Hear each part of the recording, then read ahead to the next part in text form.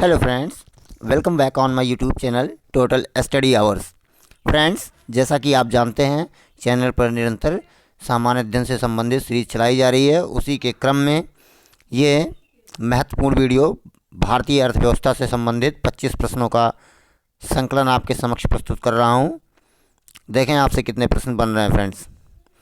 पहला प्रश्न आपके सामने, भारत में राष्ट्रीय आय का आकलन किसके द्वारा किया जाता है? बताएं फ्रेंड्स। 4 ऑप्शन आपके सामने, वित्त मंत्रालय, योजना आयोग, भारतीय रिजर्व बैंक या फिर केंद्रीय सांख्यिकी संगठन। तो बताएं फ्रेंड्स, इस प्रश्न का सही उत्तर क्या होगा? इस प्रश्न का सही जवाब होगा फ्रेंड्स CSO यानी केंद्रीय सांख्यिकी संगठन। नेक्स्ट प्रश्न देखें, मीरा सेठ समिति का संबंध किससे था? बताएं फ्रेंड्स। ऑप्शन आपकी स्क्रीन पर हैं फ्रेंड्स। इस प्रश्न का सही जवाब होगा हथकरघे के विकास से। मीरा सेठ समिति का संबंध जो है हथकरघा या हैंडलूम के विकास से संबंधित था फ्रेंड्स। नेक्स्ट प्रश्न देखें, निक्की क्या है? निक्की बताएं फ्रेंड्स। ऑप्शन आपके सामने हैं। ए, टोक्यो स्टॉक एक्सचेंज का शेयर मूल्य सूचकांक। ऑप्शन बी, जापान का केंद्रीय बैंक का नाम, या जापान का स्वदेशी जो विदेशी मुद्रा बाजार है, या फिर जापान के केंद्रीय बैंक का वही भाषा में नाम है। बताएं फ्रेंड्स, निक्की क्या है? तो फ्रेंड्स, इस प्रश्न का सही जवाब होगा ऑप्शन ए, टोक्यो के स्टॉक एक्सचेंज का शेयर मूल्य सूचकांक का नाम है फ्रेंड्स निक्की। नेक्स्ट प्रश्न देखें, राष्ट्रीय विकास परिषद का अध्यक्ष निम्नलिखित में से कौन होता है? बताएं फ्रेंड्स। योजना आयोग योजना मंत्री, ऑप्शन बी प्रधानमंत्री, ऑप्शन सी लोकसभा में विपक्ष का नेता, या फिर ऑप्शन डी वित्त मंत्री। तो इस प्रश्न का सही आंसर होगा फ्रेंड्स ऑप्शन बी, प्रधानमंत्री होता है फ्रेंड्स। राष्ट्रीय विकास परिषद का अध्यक्ष प्रधानमंत्री होता है। नेक्स्ट प्रश्न देखें, केंद्रीय मूल्यवर्धित कर यानी सेनवैट आरोपित किया जाता है। बताएं फ्रेंड्स, किस पर आरोपित किया जाता है? तो उत्पादन के केवल अंतिम चरण पर, या उत्पादन के केवल प्रारंभिक चरण पर, सीधे उपभोक्ताओं पर, या फिर ऑप्शन डी उत्पादन में और अंतिम बिक्री के मध्य प्रत्येक चरण पर। तो फ्रेंड्स, इस प्रश्न का सही जवाब होगा ऑप्शन ए, उत्पादन के केवल अंतिम चरण पर। नेक्स्ट प्रश्न देखें फ्रेंड्स, कुटीर ज्योति योजना से निम्नलिखित में से कौन सा कार्यक्रम संबंधित है? ए, ग्रामीण क्षेत्रों में कुटीर उद्योगों को प्रोत्साहित करना। ऑप्शन बी, बेरोजगार ग्रामीण युवकों को रोजगार दिलाना। ऑप्शन सी, ग्रामीण क्षेत्रों में गरीबी रेखा से नीचे जीवन यापन करने वाले परिवारों को विद्युत उपलब्ध कराना, या फिर ऑप्शन डी उपयुक्त सभी। तो बताएं फ्रेंड्स, इस प्रश्न का सही जवाब क्या होगा? इस प्रश्न का सही जवाब होगा फ्रेंड्स ग्रामीण क्षेत्रों में गरीबी रेखा से नीचे जीवन यापन करने वाले परिवारों को विद्युत उपलब्ध कराना। नेक्स्ट प्रश्न देखें, अर्थशास्त्र का प्रारंभिक तौर पर अध्ययन किया जाता है। फ्रेंड्स, यदि मेरी वीडियोज़ आपको अच्छी लग रही हैं तो लाइक करना, और फ्रेंड्स को दिखाना चाहते हैं तो शेयर करना कतई ना भूलें फ्रेंड्स। यदि आप नए हैं तो आप मेरे चैनल को सब्सक्राइब कर लें। आपको बता दें कि ये निरंतर जो है श्रृंखला चलती रहेगी, और आप जो है चैनल पर समय देकर ज्ञान अर्जन कर सकते हैं, जिससे आने वाली प्रतियोगी परीक्षाओं में आपका मार्क बेहतर हो सके, आपका प्रदर्शन बेहतर हो सके। तो बताएं फ्रेंड्स, 4 विकल्प आपके सामने। अर्थशास्त्र प्रारंभिक तौर पर अध्ययन करता है किसका? व्यक्ति का, समाज का, राष्ट्र का, या फिर धन का। तो फ्रेंड्स, जो इस प्रश्न का सही जवाब होगा ऑप्शन डी, धन का अध्ययन किया जाता है। धन के मामलों में मुख्य रूप से अर्थशास्त्र जो है ये विषय है जिसमें धन संबंधी नीतियों की चर्चा की जाती है। नेक्स्ट प्रश्न देखें फ्रेंड्स, अंतर्राष्ट्रीय मुद्रा कोष यानी IMF के संबंध में कौन सा कथन सही है?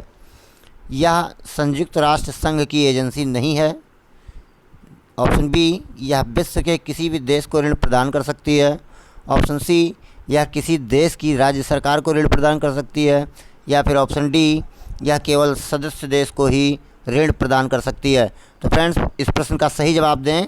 इस प्रश्न का सही जवाब होगा ऑप्शन डी, यह केवल सदस्य देश को ही जो है ऋण प्रदान करती है।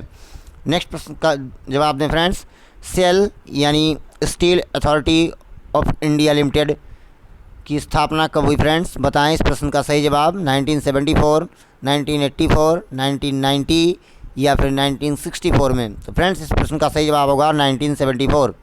1974 ईस्वी में सेल की स्थापना की गई। नेक्स्ट प्रश्न देखें, मनी लॉन्ड्रिंग बिल का उद्देश्य क्या है? बताएं फ्रेंड्स, मनी लॉन्ड्रिंग बिल का उद्देश्य क्या है? घरेलू बचतों को बढ़ाना। ऑप्शन बी, अप्रत्यक्ष करों के प्रभाव को कम करना। ऑप्शन सी, अवैध रूप से प्राप्त किए गए धन की आवाजाही पर निगरानी रखना। या फिर ऑप्शन डी, विदेशों में बसे भारतीयों को भारत में निवेश हेतु प्रोत्साहित करना।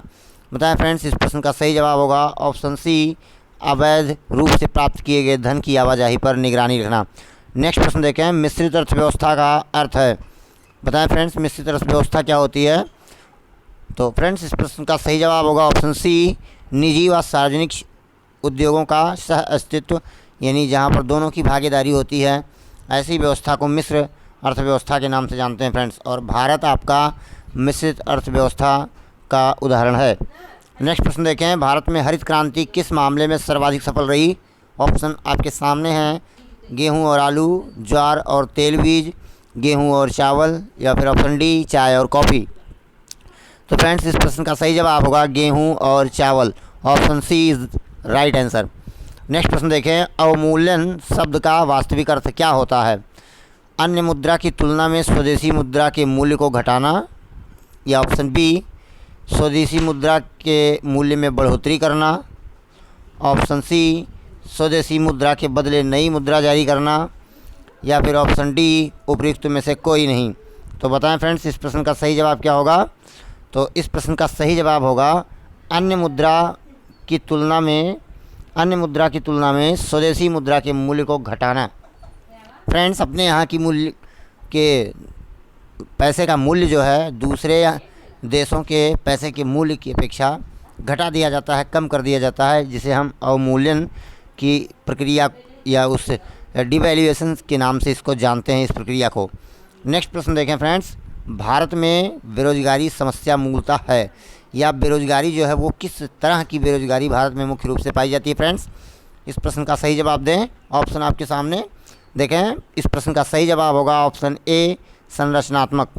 नेक्स्ट प्रश्न देखें, अंतर्राष्ट्रीय व्यापार का मूल आधार है। बताएं फ्रेंड्स, इस प्रश्न का सही जवाब निरपेक्ष लाभ तथा तुलनात्मक लाभ दोनों, या फिर केवल निष्पक्ष लाभ, केवल निरपेक्ष लाभ, या फिर विनिमय दर। तो फ्रेंड्स, इस प्रश्न का सही जवाब होगा निरपेक्ष लाभ तथा तुलनात्मक लाभ दोनों। नेक्स्ट प्रश्न देखें, निम्नलिखित में से कौन सा बेमेल है? फ्रेंड्स, आपको 4 युग्म दिए गए हैं, जिसमें आपको ये बताना है कि कौन सा युग्म सही सुमेल नहीं है, यानी नहीं की बात किया है, एक युग्म इसमें गलत है फ्रेंड्स, तो उसको ढूंढना है। तो रेखीय समिति आयात निर्यात प्रक्रिया सरलीकरण, इसमें कुछ कन्फ्यूजन है फ्रेंड्स, तो आगे देखें। नंजुंदप्पा समिति रेल किराया भाड़ा, सही है फ्रेंड्स आपका। और रंगराजन समिति भुगतान कर संतुलन, ठीक है फ्रेंड्स। गायपोरिया समिति बैंकिंग सेवा सुधार, ये भी सही है। तो फ्रेंड्स, आपका ऑप्शन ए इस प्रश्न का सही जवाब होगा। जो इसमें मैच नहीं करता है युग्म, ये रेखीय समिति आयात निर्यात प्रक्रिया सरलीकरण से संबंधित नहीं है फ्रेंड्स। तो इस प्रश्न का सही जवाब होगा ऑप्शन ए। नेक्स्ट प्रश्न देखें, भुगतान संतुलन के विपरीत होने की दशा में निम्नलिखित में से कौन सा कदम उठाना स्थिति सुधारने में सहायक होगा? बताएं फ्रेंड्स, इस प्रश्न का सही जवाब दें। पहला विकल्प आपके सामने, अधिमूल्यन करना होगा, या फिर अवमूल्यन करना होगा, विमुद्रीकरण करना होगा, या फिर उपयुक्त में से कोई नहीं। तो इस प्रश्न का सही जवाब दें फ्रेंड्स। इस प्रश्न का सही जवाब होगा डिवैल्यूएशन, यानी मुद्रा का अवमूल्यन करना। जैसा मैंने बताया आपको कि अपने यहाँ की मुद्रा का मूल्य घटा दिया जाता है और बाहर के यहाँ की जो मुद्रा होती है उसकी अपेक्षा। तो फ्रेंड्स, इस प्रश्न का सही जवाब होगा ऑप्शन बी। नेक्स्ट प्रश्न देखें, अंतर्राष्ट्रीय व्यापार का प्रमुख प्रहरी है। बताएं फ्रेंड्स, इसमें से कौन सी संस्था है जो अंतर्राष्ट्रीय स्तर पर व्यापार करने के नियमों पर नज़र अपनी जो है बनाए रखती है? तो इस प्रश्न का सही जवाब दें।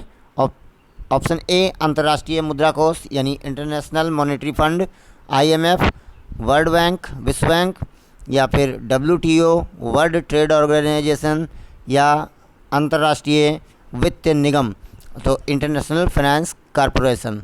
बताएं फ्रेंड्स, इस प्रश्न का सही जवाब होगा ऑप्शन सी, विश्व व्यापार संगठन। विश्व व्यापार संगठन जो है अंतर्राष्ट्रीय व्यापार का जो है प्रमुख प्रहरी माना जाता है फ्रेंड्स। नेक्स्ट प्रश्न देखें, क्लोज्ड इकोनॉमी से क्या तात्पर्य है? क्लोज्ड इकोनॉमी, यानी जो क्लोज्ड इकोनॉमी अर्थव्यवस्था है, उसका उदाहरण कौन सा है, जिसमें क्या होता है, उसकी विशेषता है फ्रेंड्स बताएं आप। जिसमें मुद्रा की नियंत्रित आपूर्ति होती है, घाटे की वित्तीय व्यवस्था होती है, ऑप्शन सी केवल निर्यात होता है, ऑप्शन डी आयात तथा निर्यात नहीं होते। तो बताएं फ्रेंड्स, इस प्रश्न का सही जवाब होगा ऑप्शन डी आयात तथा निर्यात नहीं होते फ्रेंड्स, जो क्लोज्ड इकोनॉमी होती है।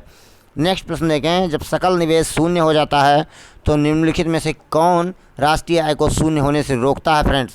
बताएं, 4 ऑप्शन आपके सामने, बैंक दर, आयात, गुणक या फिर उपभोग। तो फिर इस प्रश्न का सही जवाब होगा फ्रेंड्स उपभोग, कंजम्पशन।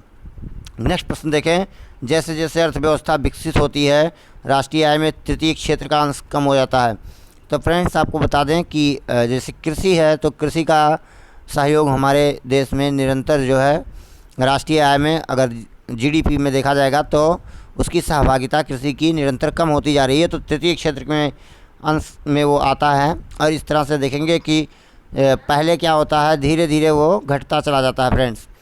तो इस प्रश्न का सही जवाब होगा फ्रेंड्स, बताएं इस प्रश्न का सही जवाब ऑप्शन ए घटता है तत्पश्चात बढ़ता है, ऑप्शन बी बढ़ता है तत्पश्चात घटता है, या फिर ऑप्शन सी घटता जाता है। तो बताएं फ्रेंड्स, प्राथमिक क्षेत्र से उसमें कृषि आती थी और इसलिए तृतीय जो होगा वो निरंतर जो है फ्रेंड्स वो बढ़ता जाएगा। तो इस प्रश्न का सही जवाब होगा बढ़ता जाता है। नेक्स्ट प्रश्न देखें, निम्नलिखित में से कौन मुद्रास्फीति से लाभान्वित होता है? बताएं फ्रेंड्स, जो कर्जदार होगा, जो कर्जा लेता है, वो मुद्रास्फीति होने पर उसे लाभ प्राप्त होता है। तो इस प्रश्न का सही जवाब होगा ऑप्शन सी ऋणी को या कर्जदार को। नेक्स्ट प्रश्न देखें, श्रम की मांग कहलाती है। बताएं फ्रेंड्स, श्रम की मांग क्या कहलाती है? प्रत्यक्ष मांग, साधारण मांग, पूरक मांग या फिर व्युत्पन्न मांग। तो श्रम की मांग, इस प्रश्न का सही विकल्प ऑप्शन डी व्युत्पन्न मांग। नेक्स्ट प्रश्न देखें, भारतीय लघु उद्योग विकास बैंक यानी CDB, small industrial development bank of India. देखें फ्रेंड्स, इस प्रश्न का सही जवाब दें का मुख्यालय कहाँ है? तो फ्रेंड्स इस प्रश्न के हिसाब से ऑप्शन डी सही होगा, लखनऊ में। और ये लास्ट प्रश्न इस वीडियो का फ्रेंड्स देखें, भारतीय जीवन बीमा निगम की स्थापना किस वर्ष की गई? भारतीय जीवन बीमा निगम की स्थापना 1956, ऑप्शन सी इस प्रश्न का सही जवाब होगा। फ्रेंड्स आपको बता दें, यदि आप नए हैं तो मेरे चैनल को सब्सक्राइब कर लें और ये इस तरह की निरंतर वीडियोस आपको मिलती रहेंगी। आप देखें 25 प्रश्नों में कितने प्रश्न आपसे बने, कमेंट करना ना भूलें फ्रेंड्स। और अगर मेरी वीडियोस आपको अच्छी लगती है तो लाइक करना, शेयर करना ज़रूर करें फ्रेंड्स। आपने चैनल पर समय दिया इसके लिए बहुत बहुत धन्यवाद। Thanks for watching this video.